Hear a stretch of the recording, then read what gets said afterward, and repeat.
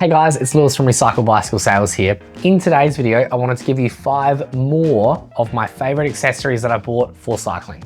This is actually a part 2 video, so if you think you might like this, check out our part 1 so you can see my first top 5, because this is an additional top 5. I'd imagine that your first purchase when getting into cycling was the bike probably.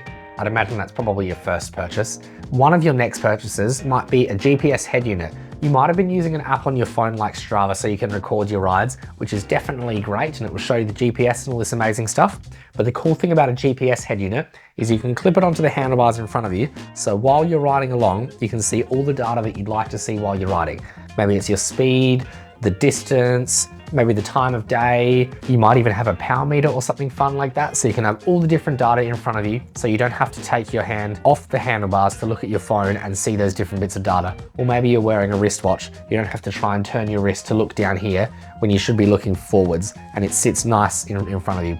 Kind of like as you're driving a car, you've got the speedometer or the tachometer in front of you, so you're able to see what's happening. The good thing about having a proper GPS head unit on your bike is it has one specific task, and that is show you data and record data. So it's really good at doing specifically that thing. However, if you're using your phone, it has to be good at being a phone. It has to be good at, scrolling social media and all this sort of stuff. It has to be good at so many different things. So it just might not be great at collecting data like a GPS computer could. Another fun thing about these GPS head units is you can actually pair them up with your Strava or your Garmin Connect so that when you get home from a bike ride, while you're checking the letterbox, before you even walk inside, it can automatically upload the ride for you so all your friends can send you kudos on Strava straight away. There's so many different options of head units out there.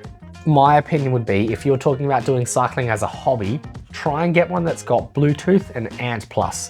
To give you a very quick summary of what I mean there's 3 main things, I suppose, like ways of connecting through the satellites. I don't know, I'm probably using all the wrong words here. You've got Wi-Fi, you've got Bluetooth, and you've got a third one called Ant+.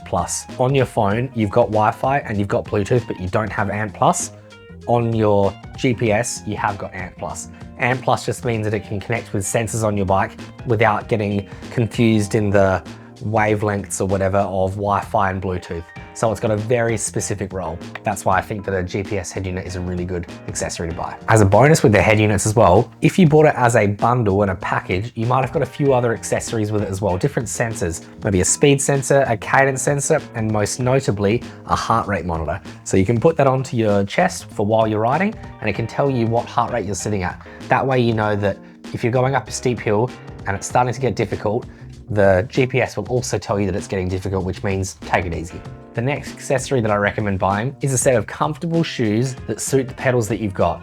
By that, I mean, if you're using flat pedals, you can just use standard sneakers, but if you're ready to move across to the clip-in pedals, you might be ready to get some nice, comfortable clip-in shoes. With cycling shoes, there's 2 main categories of the clip-in ones that we can look at. A road bike will look like this. It's got 3 dots in a triangle, which can attach a road bike cleat onto the bottom of it, which is going to clip into a road bike pedal.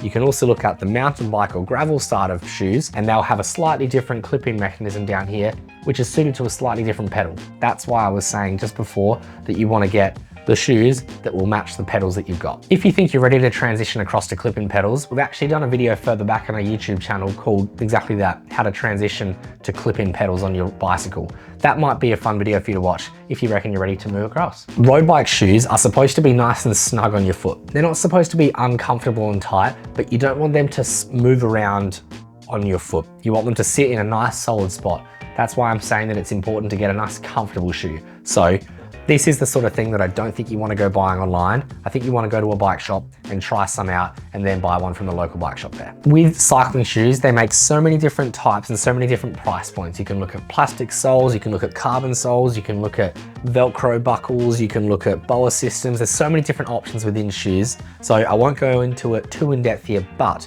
if you would like to see a video about that, let us know in the comment section below, because I reckon that could be a fun video, but I would love to hear if you guys would like to see it as well. The next accessory that I recommend, this is especially important if your bike has any carbon fiber on it. I recommend a torque wrench. The torque wrench is a tool that we can use to tighten and sometimes even loosen bolts on a bike to the correct specifications. Most bolts on your bike will usually have a recommended torque setting stuck right next to it. It might say 5.2 Newton meters or 3 Newton meters or something like that. It's usually a relatively small number like that on a bicycle.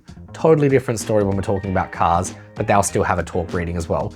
That's where a torque wrench comes in handy. You can make sure that if it says to go to 4 Newton meters, you can adjust your torque wrench here to the number 4, and you can go until you hear it click, and that means that it's right at the perfect setting. If you were just using a normal tool or a random Allen key to tighten it up, there's a small chance, pretty big chance to be honest, that you could over torque it. And if you over torque it, you'll either crack the carbon fiber or you'll round the bolt or something else catastrophic. If you crack carbon fiber, that's the end of its life. Do not pass go, do not collect $200, it is done. From what I've seen, most different torque wrenches will have different heads that they can come with. So you can use it for all different bolts throughout the bike. So you don't have to go and buy 10 different torque wrenches. If you just buy one set, it will have the torque wrench and a bunch of different heads in there. Some of the first bolts that come to mind when I think about a torque wrench are tightening up the bolts around the stem and the cockpit area, whether it's the handlebar, the stem, the steerer tube, that kind of thing. Or even if you're just tightening or loosening the seat post as well.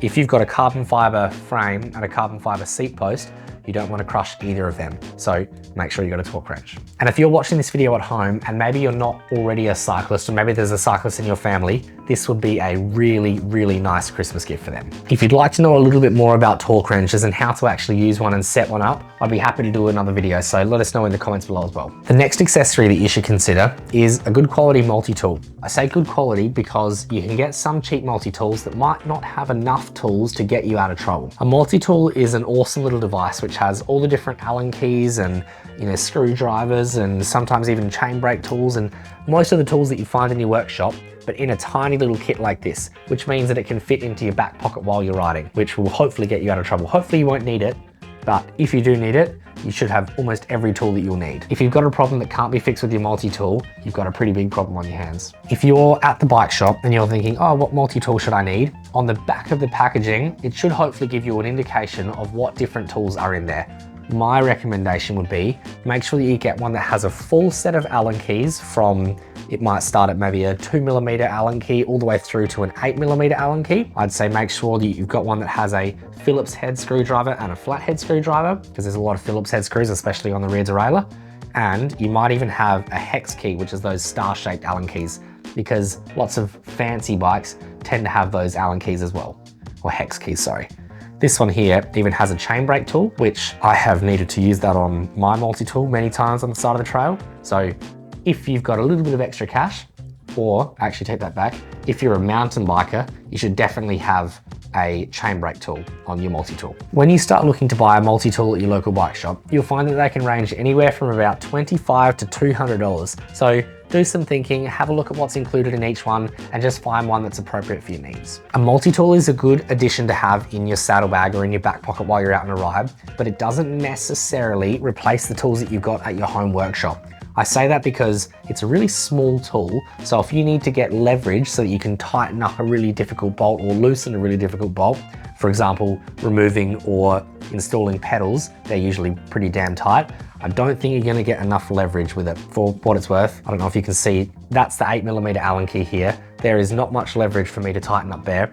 Whereas if I had a big tool, like the length of this torque wrench, although I probably wouldn't use this torque wrench to loosen it, but I can get so much more leverage off of that same, tool. So it doesn't replace your tools at home. This is just the sort of thing that you can have in your saddlebag or your back pocket while you're out on a ride. Which leads us perfectly into my final point, which is a storage device to be able to hold these different tools. They come in two main types that I've seen here. We've got the storage bottle, which will fit perfectly into your water bottle holder, which means that it can sit on your bike and you can forget it's there until the day that you need it. These devices are really cool because they're actually quite large. You can get smaller options, like I've got just over here as well. That's a slightly smaller version of this one here.